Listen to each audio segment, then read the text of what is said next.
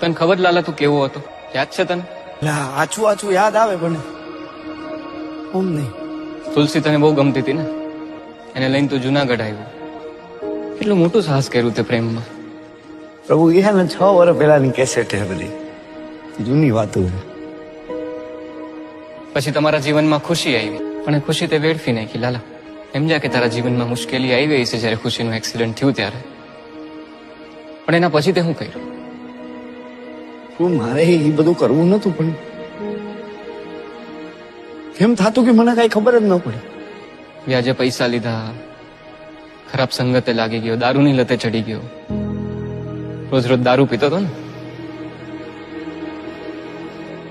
રોજ કેવી હાલતમાં ઘરે આવતો તો તને યાદ છે? ક્યાંથી યાદ? તું જેને હાટું થઈને જુનાગઢ આવ્યો તો તુલસી, એના ઉપર હાથ ઉપાડતો તો રોજ. શાંતામાસી તારા કોણ થાય ખબર? મારી માં જેવી. તારા માં જેવી છે. શું કીધું તું ધક્કો મારીને? મરદ. તારા ઘરમાં તો કોઈ મરદ નથી મારા જેવું. તું તારી જાતને મરદ ગણસ ને?